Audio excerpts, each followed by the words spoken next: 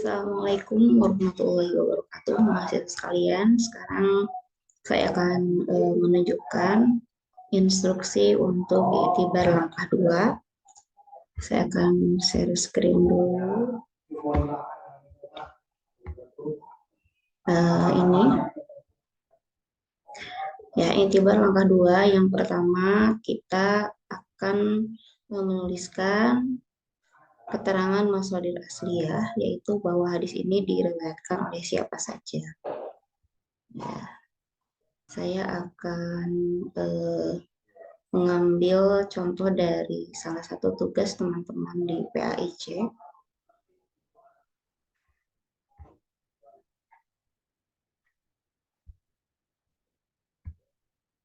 Ya, ini ada tugasnya Aniatul Muhtariyah ya, dari kelas PAIC. Ini hadisnya tentang kumpulan hadis ilmu pendidikan.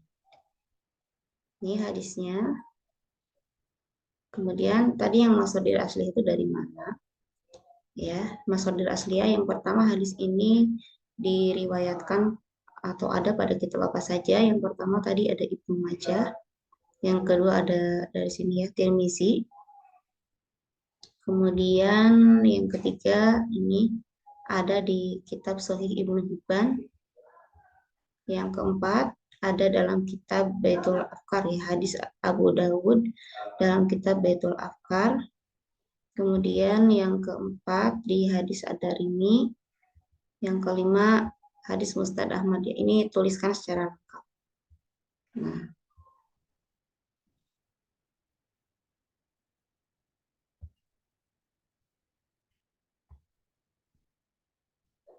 Nah, seperti ini. Saya sudah tuliskan di sini tadi hadis yang aneh itu. Yang pertama diriwayatkan atau mashadir asliyahnya, hadis ini ada di dalam kitab Muqaddimah Bab Fadlu al-Ulama, dan hadisnya diriwayatkan oleh Ibnu Majah. Dan yang kedua, hadis diriwayatkan oleh Tirmizi dalam kitab Maktabah Al-Ma'arif Ar-Riyad. Nomor 3 tadi ada di kitab apa saja dan seterusnya ya. Sampai 5 hadis yang ada tadi semuanya dituliskan di sini. Ada dalam kitab apa saja dan siapa perawinya. Kemudian langkah yang kedua adalah skema sanad dan tabel perawi. Dari 5 hadis yang tadi, setiap hadis kita akan membuat skema sanadnya. Ini skema sanad yang pertama. Kita tulis yang paling atas perawinya tentu saja Rasulullah SAW. Ini perawi paling atas. Ya. Kita lihat yang Ania. Ini yang Ania kita dari hadis pertama. Hadis induk ini kita anggap sebagai hadis pertama ya.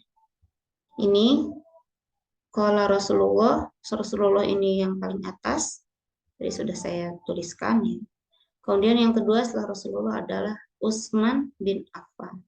Cuman dalam hadis induk ini perawinya tidak lengkap, hanya sampai Utsman.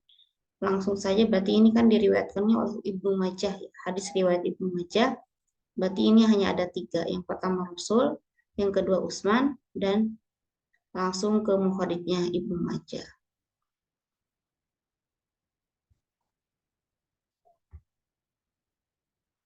Nah, ini sudah saya buatkan skema sanadnya. Yang pertama Rasulullah SAW, yang kedua Utsman bin Affan. Kita kasih tanda di sini sahabat. Utsman itu kedudukannya sebagai sahabat. Kemudian yang ketiga langsung ke mukharijnya. Mukharijnya adalah Ibnu Majah, karena dalam hadis induknya hanya ada Utsman dan Ibnu Majah.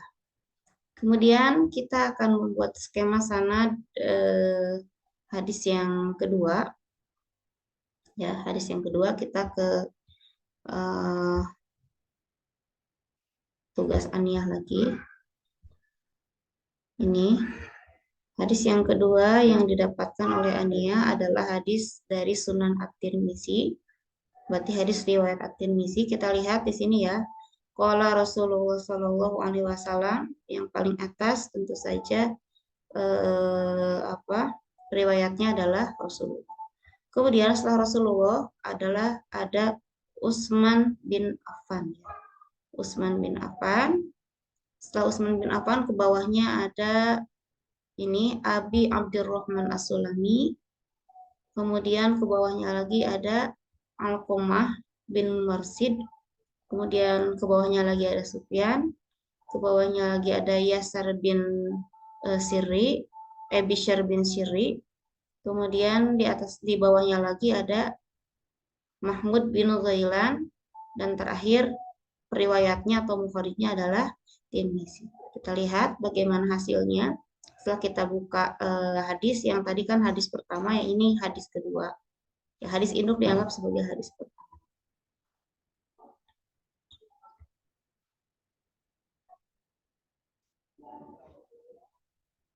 Nah, ini hadis yang kedua sudah saya buatkan skemanya. Pertama Rasulullah, kedua Utsman, kedudukannya sebagai sahabat.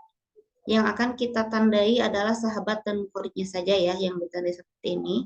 Karena untuk untuk iktibar atau tausik masing-masing nama ini itu akan memerlukan waktu yang sangat lama. Jadi kita nanti harus mencari biografi masing-masing nama. Tapi sekarang untuk yang sederhananya kita tandai sahabat sama mufaridnya saja. Ya, ini sahabat dan ini mufaridnya yang paling bawah. Untuk hadis kedua adalah At-Tirmizi ya. Kita lihat tadi sebagaimana dalam tugas Ania ya, setelah Utsman tadi ada Abi Abdurrahman As-Sulami, kemudian ada Alqamah bin Marsad, ada Sufyan, ada Bishr bin Sirri, ada Mahmud bin Ghailan, ada At-Tirmizi yang terakhir. Itu ya. Jadi semua hadis saya contohkan dua saja skemanya, tapi nanti kalian silakan membuat skema semua hadis. Kalian kan ada 5 hadis cabang dan 1 hadis induk, maka kalian membuat skema sanad 6. 1 hadis induk dan 5 skema sanad masing-masing setiap hadis cabangnya.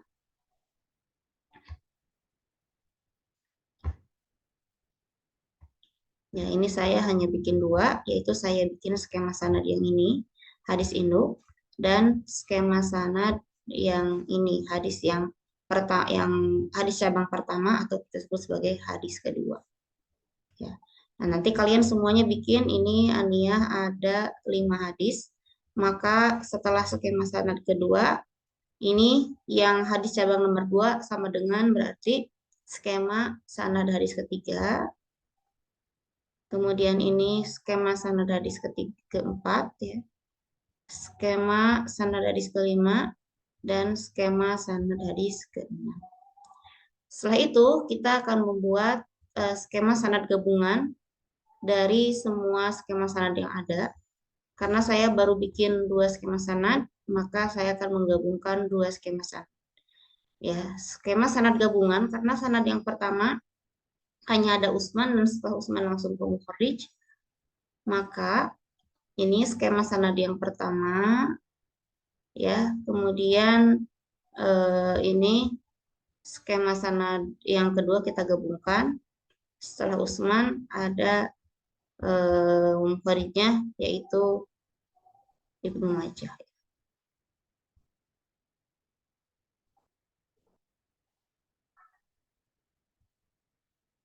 Ya. Nah, ini ya. Skema sanad gabungan itu yang ini.